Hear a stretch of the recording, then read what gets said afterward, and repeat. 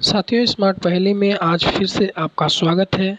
आज की क्लास में हम कुछ महत्वपूर्ण प्रश्नों को लेकर आए हैं, जिसमें हम बात करें तो कुछ सीटेट के प्रश्न होंगे, सुपर टेट के प्रश्न होंगे और बीपीएससी तैयारी 4 के लिए बहुत ही महत्वपूर्ण हम 30 प्रश्नों को लेके आए हैं।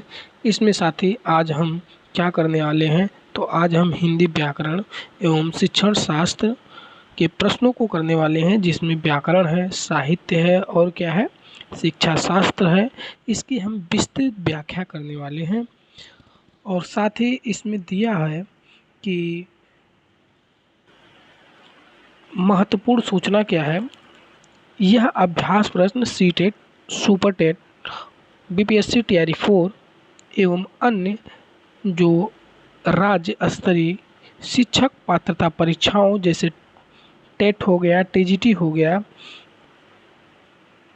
के जो नवीनतम पाठ्यक्रम तथा विषय वर्षों के प्रश्नों के संश्लेषण के आधार पर ये हमने तैयार किया हुआ है। साथ ही इस पीडीएफ में हमने जो भी तैयार किया है, हम उन प्रश्नों को देखते हैं और देर ना करते हुए हम पहले प्रश्न पे पहुंच जाते हैं, जो कि पहला प्रश्न हमारा कह रहा है कि काला सागर शब्द में कौन सी संज्ञा है। तो काला सागर शब्द में कौन सी संज्ञा है, तो ये व्यक्तिवाचक संज्ञा है।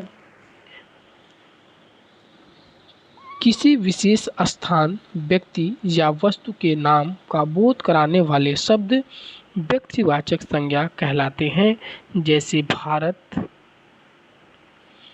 काला सागर, रामायण। यदि केवल सागर होता तो वह जातिवाचक संज्ञा होता।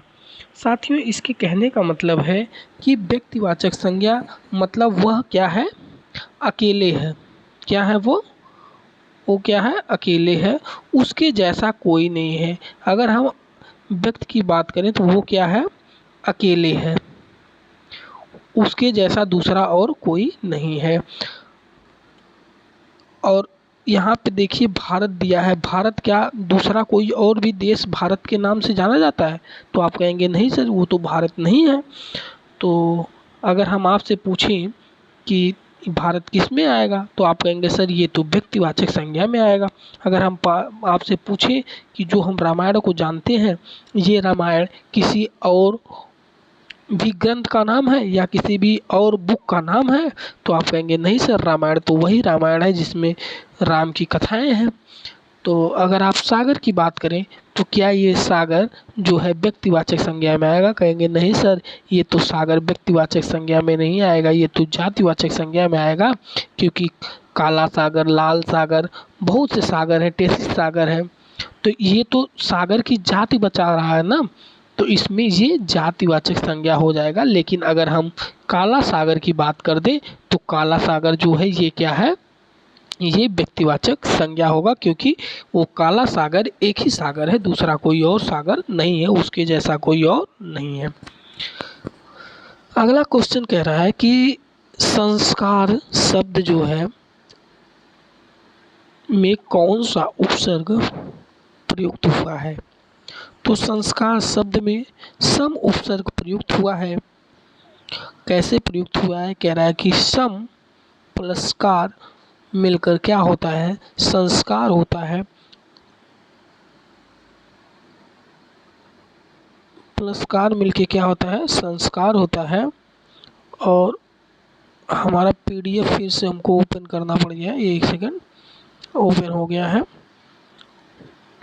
ये कह रहा है कि सम प्लस कार मिलके क्या हो जाता है, संस्कार हो जाता है। कह रहा है कि मूल शब्द के पहले जुड़कर अर्थ में परिवर्तन लाने वाले शब्दांश को उपसर्ग कहते हैं। जो उपसर्ग होते हैं ये कहाँ होते हैं, ये शब्द में से पहले जुड़ते हैं, और जो प्रत्यय होते हैं वो शब्द के बाद में जुड़ते हैं। अब हम लिखावट शब्द में किस प्रत्यय का प्रयोग है, तो लिख धन आवट बराबर लिखावट होता है। तो लिखावट प्रत्यय के शब्दांश हैं जो शब्द के अंत में जुड़कर उसके अर्थ विशेष में क्या कर देते हैं, परिवर्तन कर देते हैं या परिवर्तन लेके आते हैं, उन्हें क्या कहते हैं, हम उन्हें प्रत्यय कहते हैं। अब हम क्वेश्चन नंबर 4 पे आ गए। कह रहा है कि पर्वत के ऊपर की समतल भूमि के लिए एक शब्द क्या होगा, तो उसको अधित्यका कहते हैं। उसको क्या कहते हैं, अधित्यका कहते हैं। कह रहा है कि पहाड़ के ऊपर की समतल भूमि को अधित्यका कहते हैं, जबकि पर्वत की तलहटी या नीचे की भूमि को उपत्यका कहते हैं। दशानन 10 है, आनंद जिसके में कौन सा समास है, तो इसमें बहुव्रीहि समास है, जहाँ दोनों पद प्रधान ना होकर तीसरे विशेष अर्थ जैसे रावण का वध कराते हैं, वहाँ क्या होता है, बहुव्रीहि समास होता है। हम अगले क्वेश्चन पे आ गए। ये कह रहा है कि खड़ी बोली शब्द, जो खड़ी बोली का प्रथम महाकाव्य कौन सा माना जाता है, तो प्रिय प्रवास जो खड़ी बोली का प्रथम महाकाव्य माना जाता है, प्रिय प्रवास। अयोध्या सिंह उपाध्याय हरिऔध खड़ी बोली हिंदी का प्रथम महाकाव्य है। छायावाद शब्द का सर्वप्रथम प्रयोग किस विद्वान ने किया था, तो मुकुटधर पांडे ने किया था, जो कि छायावाद के मुख्य स्तंभ जयशंकर प्रसाद माने जाते हैं। परंतु छायावाद शब्द का सबसे पहला लिखित प्रयोग मुकुटधर पांडे ने किया था। वहीं अगर हम हिंदी साहित्य में आदिकाल को बीज वपन काल के नाम किसने दिया, जो बीज वपन काल का नाम किसने दिया, तो आचार्य महावीर प्रसाद द्विवेदी जी ने दिया। आचार्य महावीर प्रसाद द्विवेदी ने हिंदी साहित्य में आदिकाल को बीज वपन काल की संज्ञा दी थी। उर्वशी काव्य कृत के लिए रामधारी सिंह दिनकर को किस वर्ष ज्ञानपीठ पुरस्कार प्रदान किया गया था, या किस वर्ष ज्ञानपीठ पुरस्कार मिला था, तो ज्ञानपीठ पुरस्कार रामधारी सिंह दिनकर को 1972 में मिलता है। रामधारी सिंह दिनकर को उनकी प्रसिद्ध कृति किस पे मिलता है, उर्वशी पे मिलता है। भारतीय ज्ञानपीठ पुरस्कार से इनको क्या किया जाता है, सम्मानित किया जाता है। अगर हम राम का घर दूर है वाक्य में कौन सा कारक है, अब हम कारक की बात करते हैं, तो इसमें राम का घर दूर है, ये कौन सा कारक है, तो आप कहेंगे कि ये तो सर संबंध कारक है। क्यों, क्योंकि संज्ञा या सर्वनाम के जिस रूप को उसका किसी अन्य शब्द से संबंध प्रकट हो, उसे संबंध कारक का के कहते हैं। कह रहा है कि मैंने कहा होगा, यह वाक्य किस प्रकार का है, यह वाक्य संदेहवाचक वाक्य है। कह रहा है कि जिस वाक्य में कार्य के होने या करने का संदेह या संभावना का बोध हो, उसे संदेहवाचक वाक्य कहते हैं। संदेहवाचक वाक्य क्या होता है, जिस वाक्य में कार्य के होने या करने में संदेह की संभावना का बोध हो, उसे संदेहवाचक वाक्य कहते हैं। हम क्वेश्चन नंबर 12 पे पहुंच गए हैं। ये कह रहा है कि भाषा शिक्षण में आगमन विधि जो इंडक्टिव मेथड किस ओर ले जाती है, तो उदाहरण से नियम की ओर ले जाती है, एग्जाम्पल टू रोल की ओर क्या करती है, लेके हमको जाती है। कह रहा है कि प्राथमिक स्तर के बालकों के लिए यह विधि अत्यंत उपयोगी होती है, क्योंकि जो छोटे छोटे बच्चे होते हैं वो एग्जाम्पल जो उदाहरण होता है, वो उदाहरण से नियम की ओर उनको समझ में आता है, वो अच्छी तरह से समझ लेते हैं, फिर वे सामान्य सा नियम क्या करते हैं, सामान्य सा नियम स्थापित करते हैं। कह रहा है कि जो अधोमुखी शब्द का संधि विच्छेद क्या होगा। अधोमुखी शब्द का अगर हम संधि विच्छेद की बात करें तो अधोमुखी शब्द में संधि विच्छेद क्या होगा, तो आपको बताना होगा कि अधोमुखी शब्द में संधि विच्छेद क्या होगा।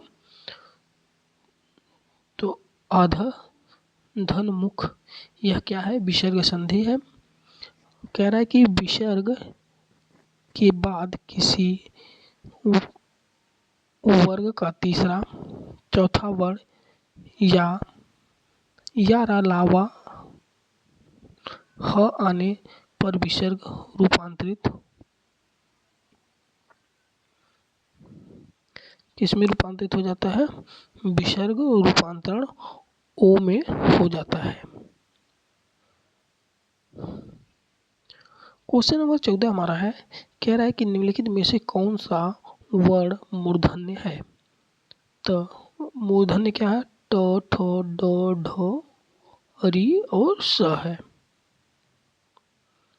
कह रहा है कि इन वर्णों में उच्चारण में जीभ का अगला भाग मूर्धा मतलब जो ऊपरी तालु के कठोर भाग से क्या करता है, उसको स्पर्श करता है। अब हम अल्प प्राण ध्वनियों का समूह कौन सा होता है, अल्प प्राण की बात करते हैं। कह रहा है जो अल्प प्राण होता है ये प्रत्येक वर्ग का पहला, तीसरा और पांचवा वर्ण होता है, जैसे क ग अंगा। मतलब अगर हम बात करें 1 2 3 4 5, तो पहला क्या होगा,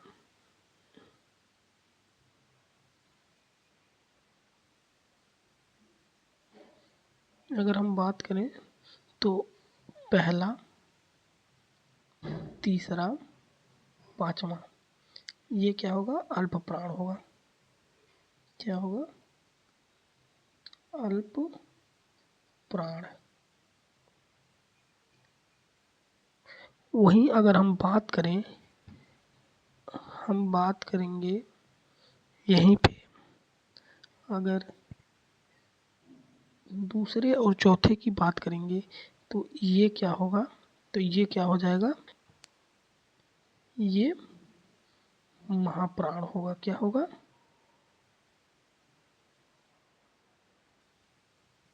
महाप्राण होगा। अल्प प्राण में क्या होता है, अल्प प्राण में जो ध्वनियाँ होती हैं ये कम मात्रा में निकलती हैं, इनमें कम जोर लगाना पड़ता है। लेकिन महाप्राण में क्या होता है, अधिक जोर लगाना पड़ता है। अगला क्वेश्चन हमारा है, कह रहा है कि कवि का शुद्ध स्त्री रूप क्या होगा। जो कवि है इसका शुद्ध स्त्री रूप क्या होगा, कवयित्री होगा। क्या होगा, कवयित्री होगा। परीक्षा एवं वर्तनी की दृष्टि से यह अत्यंत महत्वपूर्ण प्रश्न है। इसका शुद्ध रूप कवयित्री लिखा जाता है, ना कि कवयित्री लिखा जाता है। कह रहा है कि कादम्बरी किसकी प्रसिद्ध रचना है, तो कादम्बरी जो है बाणभट्ट की प्रसिद्ध रचना है। कादम्बरी संस्कृत साहित्य की एक अमर गद्य काव्य उपन्यास रचना है, जिसकी रचना राजा हर्षवर्धन के सभा कवि बाणभट्ट ने की थी। सूरदास के गुरु कौन थे, तो सूरदास के गुरु वल्लभाचार्य थे। महाकवि सूरदास पुष्टि मार्ग के संस्थापक श्रीमद् वल्लभाचार्य के मुख्य अष्टछाप शिष्य में अग्रणी थे।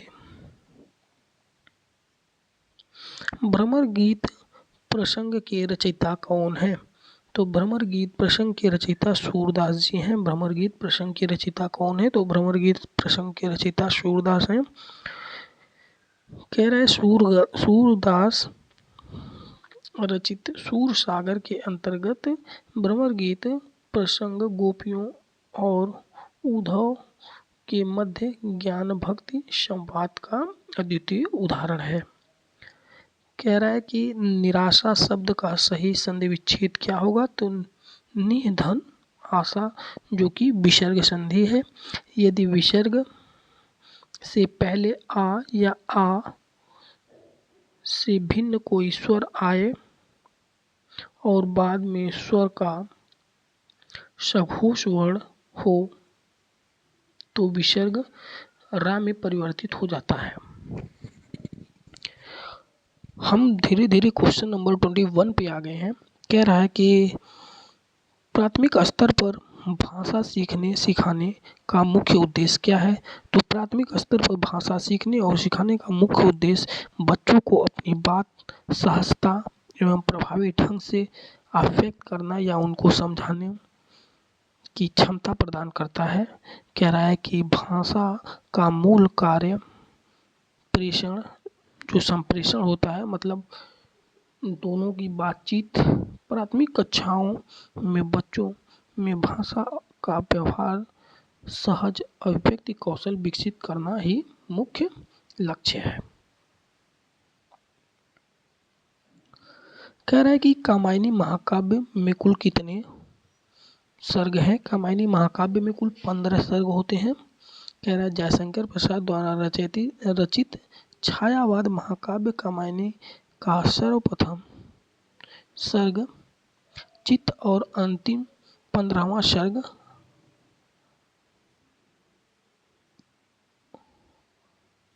आनंद है। अंतिम 15वां सर्ग क्या है, आनंद है। कह रहा है कि अनुकरण द्वारा भाषा सीखने की किसकी भूमिका सर्वाधिक महत्वपूर्ण होती है, तो अनुकरण द्वारा भाषा सीखने की समृद्ध भाषा परिवेश एवं परिवार की भूमिका जो है सबसे महत्वपूर्ण होती है। बालक अपनी मातृभाषा का अर्जन अपने आसपास के वातावरण एवं परिवार के वयस्कों के अनुकरण के माध्यम से ही करता है। कह रहा है कि पवन शब्द में कौन सी स्वर संधि है, तो पवन शब्द में कौन सी स्वर संधि है, तो इसमें अयाद संधि है, क्योंकि पो धन अन बराबर पवन होता है। और इसकी व्याख्या देखते हैं क्या दिया हुआ है।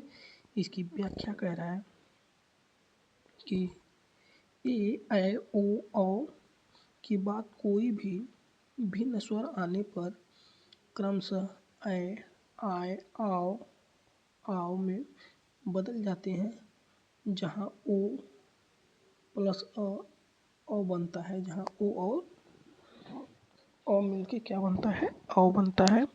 और कह रहा है कि पठित अवबोधन का प्राथमिक उद्देश्य क्या होता है, तो पढ़कर अर्थ ग्रहण करना ही पठित अवबोधन कहलाता है। केवल शब्द का सस्वर वाचन करना पढ़ना नहीं कहलाता है, बल्कि पाठ्य वस्तु के अंतर्गत निहित भाव एवं अर्थ को समझना ही पढ़ने का वास्तविक उद्देश्य है। क्वेश्चन नंबर 26 पे आए हैं। कह रहा है कि उत्ताप शब्द का सही विलोम क्या होगा, तो शीतलता जो है इसका सही विलोम होगा। और उत्ताप शब्द का शाब्दिक अर्थ जो है अत्यधिक ताप या गर्मी होता है, जिसका विलोम शीतलता या ठंडक होता है। कह रहा है कि अंधे की लाठी मुहावरे का सही अर्थ क्या होगा, तो एकमात्र सहारा होना ही जो है अंधे की लाठी का मुहावरे का अर्थ होगा। जिस प्रकार किसी दृष्टिहीन व्यक्ति के चलने का एकमात्र सहारा लाठी होती है, उसी प्रकार किसी के लिए अकेला सहारा बनना अंधे की लाठी कहलाता है। कह रहा है कि निम्नलिखित में से कौन सकर्मक क्रिया का उदाहरण है, इनमें से कौन सकर्मक क्रिया का उदाहरण है।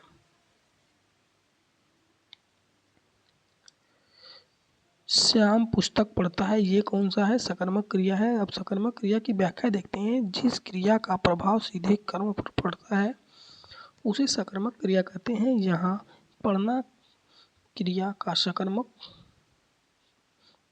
क्रिया का कर्म है, जो कि पुस्तक है। क्रिया का कर्म क्या है, जो कि पुस्तक है। अब कह रहा है कि जो खंजन नयन उपन्यास किसके जीवन वृत्त पर आधारित है? तो ये महाकवि सूरदास के जीवन पर आधारित है। प्रसिद्ध साहित्यकार अमृतलाल नागर द्वारा रचित जीवन परक उपन्यास खंजर नयन महाकवि सूरदास के जीवन पर आधारित है। कह रहा है कि सतत एवं व्यापक मूल्यांकन CCE का मुख्य उद्देश्य क्या है? कह रहा है बच्चे की सीखने की प्रक्रिया को समझना और उसमें सुधारात्मक शिक्षण प्रदान करना। CCE का मुख्य उद्देश्य छात्रों को केवल अंक देना या श्रेणीबद्ध करना नहीं, बल्कि अध्ययन के दौरान आ रही समस्याओं की पहचान का लगातार सुधार करना होता है। इसी के साथ साथियों हम अपनी क्लास को समाप्त करते हैं। अगर आप चैनल पर नए हैं तो चैनल को सब्सक्राइब करें, लाइक करें, और आपका कोई भी डाउट है तो आप कमेंट में अपना डाउट पूछ सकते हैं और उसका समाधान अगली वीडियो में आपके सभी प्रश्नों का कर दिया जाएगा। इसी के साथ साथियों अब हम अगली क्लास में मिलते हैं।